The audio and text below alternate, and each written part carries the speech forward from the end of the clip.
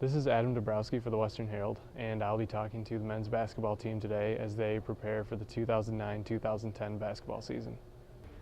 Yeah, it's very different from last year. Even though we're still young, we have 9 scholarship players right now, or excuse me, we have 12 scholarship players, and 9 of the 12 are freshmen or sophomores.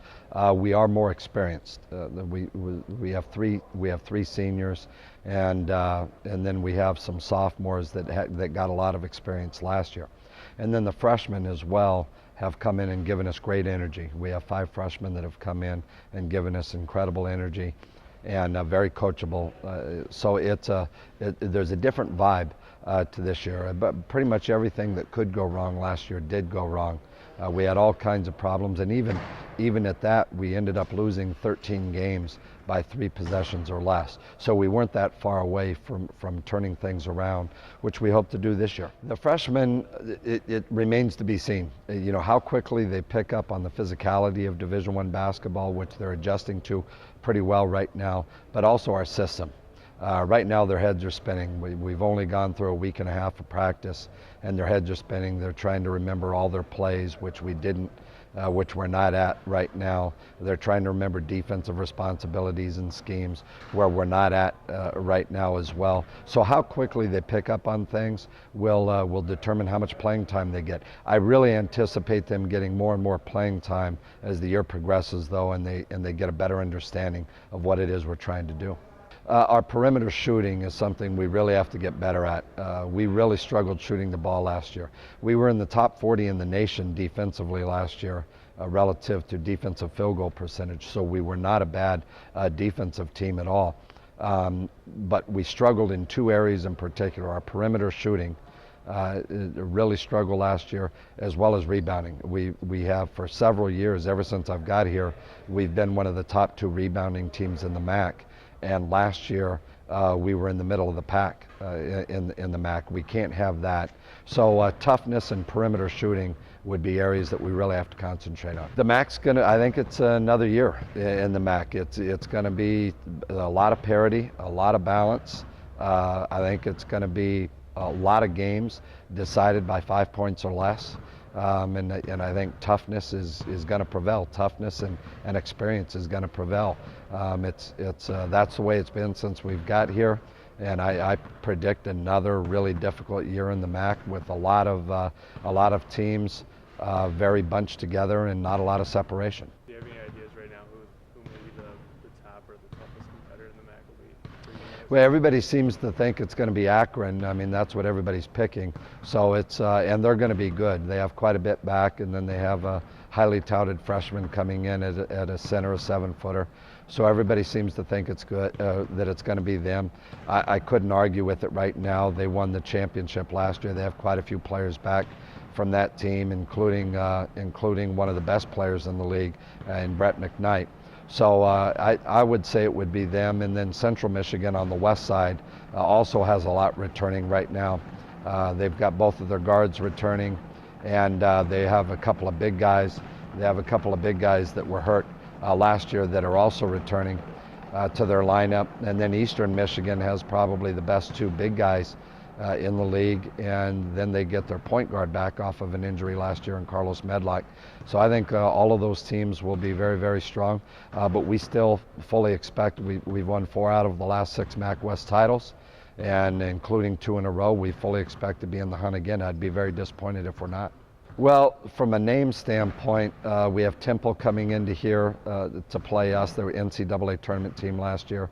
We also play at Illinois. Playing there will be very difficult. And then we open up with our tournament in Hawaii at Christmas time. We open up with USC.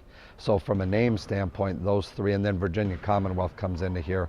They also were an NCAA tournament team last year that played very well, and have a lot returning, including a first-round NBA pick coming up. Big kid named Sanders inside. So from that standpoint, those would be the teams. But you never know who's going to emerge. You know, there's a lot of teams. It seems like every year you play somebody and they end up having a great year. You know, last year we beat Sam Houston State at Sam Houston State, and not a lot of people knew about them, but they went on to win their division in the Southland Conference. They come back into our place this year as well. Well, my expectations is mainly this year is more teamwork amongst each other. You know, we got a lot of freshmen like last year, and we got some returning seniors, a couple of veterans, me as a veteran, as a key freshman last year. But this year I'm expecting just more teamwork, hustle, just overall good Bronco basketball, because last year is not a good example of Bronco basketball.